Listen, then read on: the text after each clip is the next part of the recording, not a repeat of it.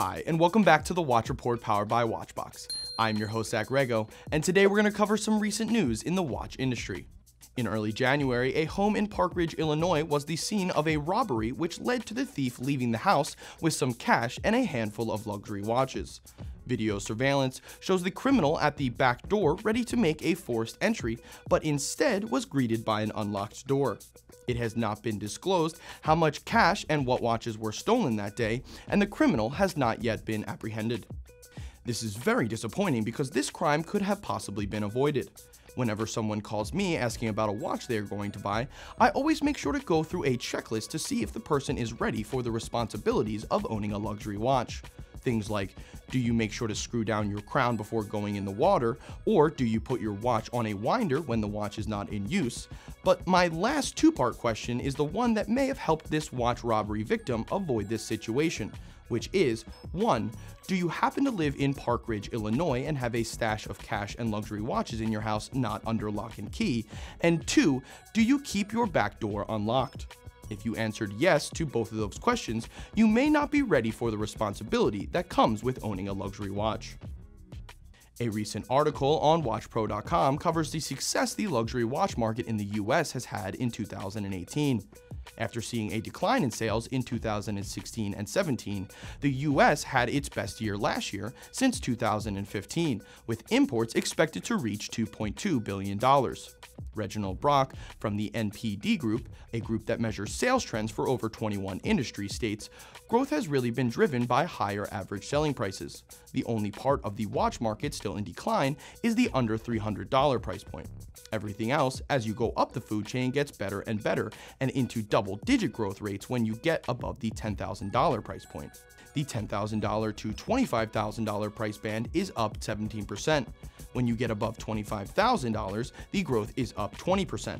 It is no surprise that brands like Rolex and Patek Philippe are doing incredibly well with demand at an all-time high and a shortage of some of the most popular models." Now, what does that report mean for the future of the industry and the success of watch retailers?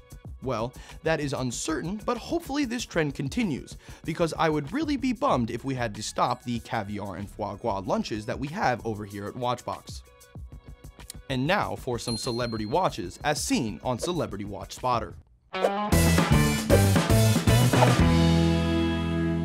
American talent manager Corey Gamble was recently spotted wearing a rose gold Patek Philippe Grand Complication split seconds perpetual calendar reference 5204/1R, which retails for roughly $311,000 US. This 40mm watch comes with an ebony black opaline dial and is the perfect watch to let people know you got some money in the bank. I mean, come on, this watch is so talented, Corey Gamble should think about representing it.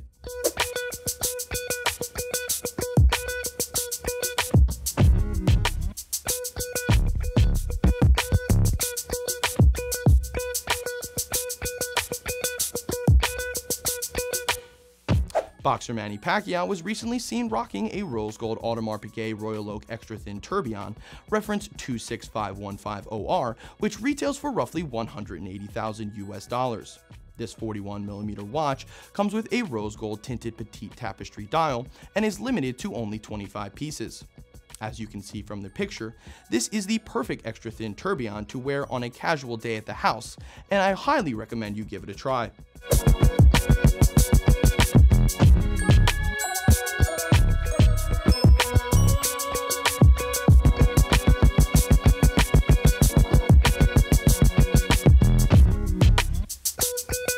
Houston Rockets basketball player James Harden was recently spotted wearing a rose gold and carbon Richard Mille Bubba Watson with factory set diamonds, reference RM55, which can be found pre-owned for roughly $250,000.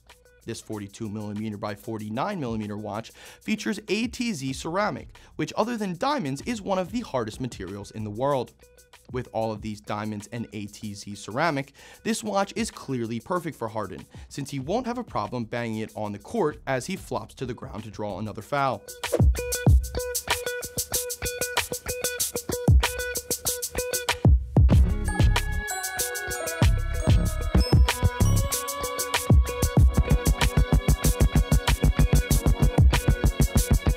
Congratulations to last week's contest winner, Ernesto Sanchez, for being the first to correctly guess the Patek Philippe annual calendar, reference 5960P-015, that I was wearing in last week's episode. The first person to comment the correct brand and reference of the watch I'm wearing this week will be getting some free watch swag sent their way. I'm Zach Rego, and this has been The Watch Report. Make sure to like, comment, and subscribe, and make sure to click the bell for the latest updates in watch content. Thanks for watching, and see you next week.